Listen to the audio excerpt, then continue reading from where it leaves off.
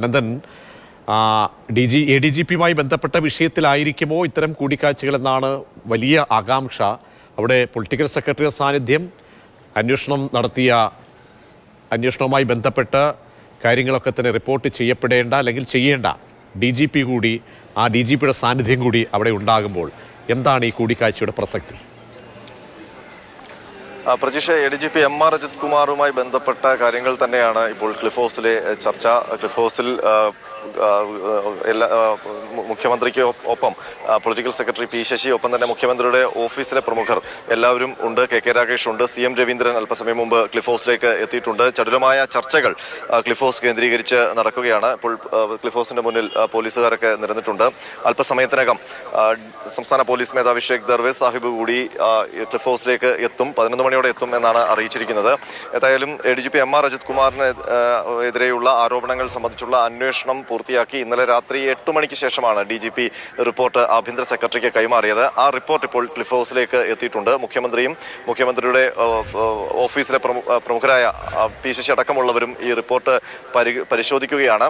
ഏതായാലും ADGP MR Ajith കുമാറിനെതിരെ ഇന്ന് തന്നെ ഒരു നടപടി ഉണ്ടാകും എന്നുള്ള കാര്യം ഉറപ്പാണ്. അത് ഏത് തലത്തിലുള്ള നടപടിയാണ് എന്നാണ് ഇനി അറിയാനുള്ളത്.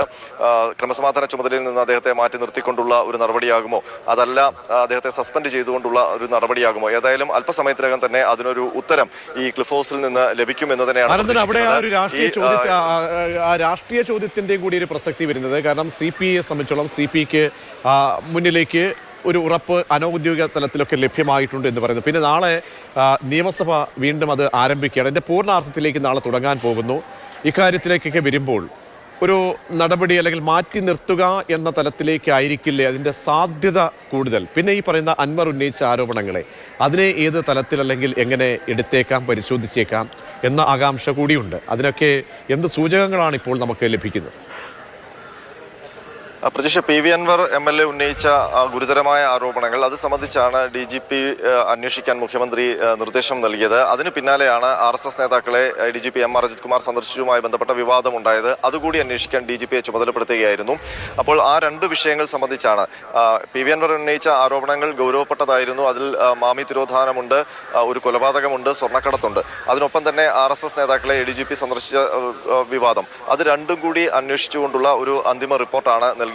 അതിൽ PV അൻവർ MLA ഉന്നയിച്ച ആരോപണങ്ങൾ സംബന്ധിച്ച് തെളിവുകൾക്ക് പരിമിതിയുണ്ട് എന്നുള്ള ഒരു വിശദീകരണമാണ് ആ റിപ്പോർട്ടിൽ പറഞ്ഞിട്ടുള്ളതെന്നാണ് നമുക്ക് ലഭിക്കുന്ന സൂചന. അതേസമയം RSS നേതാക്കളെ ADGP കണ്ടതുമായി ബന്ധപ്പെട്ട വീഴ്ചകൾ ചൂണ്ടിക്കാട്ടിയിട്ടുണ്ട് ഈ റിപ്പോർട്ടിൽ DGP. അത് ഔദ്യോഗിക വാഹനം ഉപേക്ഷിച്ച് പോയതും ഒപ്പം തന്നെ അത് വ്യക്തിപരമായ സന്ദർശനമായിരുന്നുവെന്ന ADGPയുടെ വിശദീകരണത്തിൽ തൃപ്തിയില്ല എന്നൊക്കെയുള്ള പരാമർശങ്ങൾ ഈ റിപ്പോർട്ടിലുണ്ട്.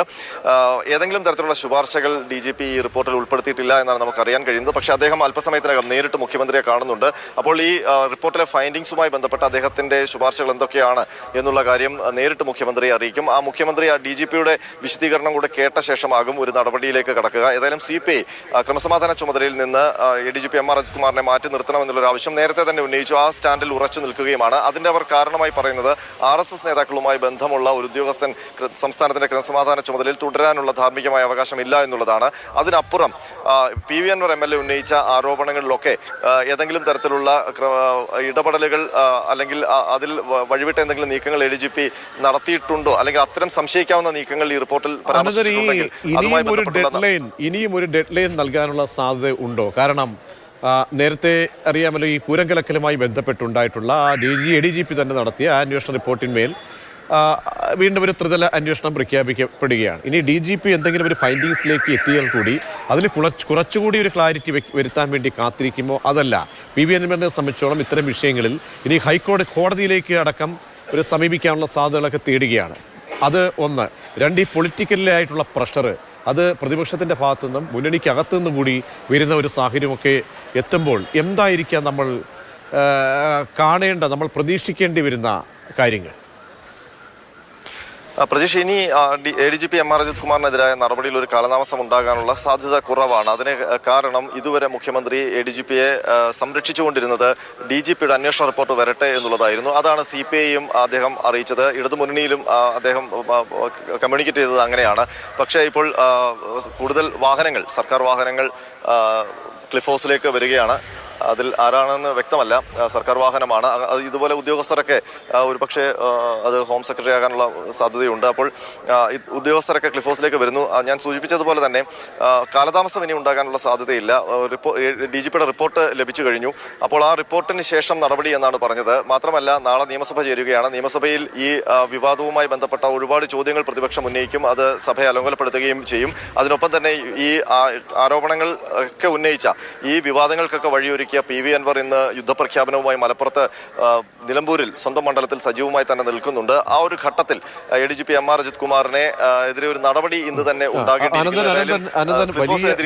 വലിയ ആകാംക്ഷയാണ് ഇപ്പോൾ എല്ലാ കണ്ണുകളും ഇപ്പോൾ നമ്മൾ ഈ വാർത്ത റിപ്പോർട്ട് ചെയ്യുമ്പോൾ അത് ക്ലിഫ് ഹൗസിലേക്ക് തന്നെയാണ് നീങ്ങുന്നത്. കാരണം അവിടെ ഏതെങ്കിലും തരത്തിലൊരു തീരുമാനം ഇക്കാര്യത്തിൽ ഉണ്ടാകും. അപ്പോൾ ഇവിടെ ഇപ്പോൾ P ശശി പൊളിറ്റിക്കൽ സെക്രട്ടറി ഉണ്ട്, DGP എത്തിയിട്ടുണ്ട്, മറ്റ് ഉദ്യോഗസ്ഥർ ആരൊക്കെ? കാരണം ഈ റിപ്പോർട്ടുമായി ബന്ധപ്പെട്ട് ഹോം സെക്രട്ടറിയെ സംബന്ധിച്ചോളം ഒരു വളരെ പ്രധാനപ്പെട്ട ഒന്നാണ്. അദ്ദേഹത്തിൻ്റെ ശുപാർശകളടക്കം നമ്മുടെ മുന്നിലുള്ളപ്പോൾ അത് അവരെ കൂടാതെ മറ്റു ഉദ്യോഗസ്ഥർ കൂടി ആരൊക്കെ അവിടെ എത്തിയിട്ടുണ്ട് ഈ യോഗത്തിൽ?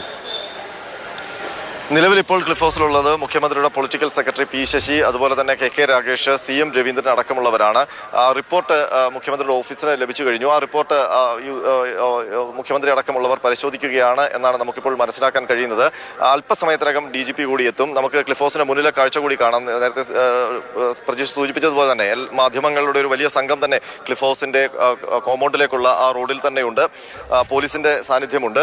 അപ്പോൾ ഒരു പ്രധാനപ്പെട്ട തീരുമാനം ഇന്ന് ക്ലിഫ് ഹൗസിൽ നിന്ന് പ്രതീക്ഷിക്കുന്നുണ്ട് കേരളം. അതുകൊണ്ട് തന്നെ ഇന്ന് എല്ലാ കണ്ണുകളും ക്ലിഫ് ഹൗസിലേക്ക്, ഇപ്പോൾ നടക്കുന്ന ഈ ക്ലിഫ് ഹൗസിൽ മുഖ്യമന്ത്രിയുടെ നേതൃത്വത്തിൽ നടക്കുന്ന ചർച്ചയിലേക്ക് എന്ന് തന്നെ പറയാം. DGP MR അജിത് കുമാറിനെതിരെ എന്ത് നടപടിയാണ്? നടപടി ഏകദേശം ഉറപ്പായി കഴിഞ്ഞു. DGPയുടെ റിപ്പോർട്ട് ലഭിച്ചു കഴിഞ്ഞാൽ ഒരു നടപടി ഉണ്ടാകും എന്ന് മുഖ്യമന്ത്രി നേരത്തെ തന്നെ ഇടതുമുന്നണിയിലും CPIക്ക് പ്രത്യേകമായും ഒക്കെ ഉറപ്പ് നൽകിയതാണ്. വാർത്താ സമ്മേളനത്തിലും മാധ്യമങ്ങളോടൊക്കെ മുഖ്യമന്ത്രി അങ്ങനെയാണ് വിശദീകരിച്ചത്. അപ്പോൾ ആ റിപ്പോർട്ട് ഇന്നലെ രാത്രിയിൽ ലഭിച്ചു കഴിഞ്ഞു.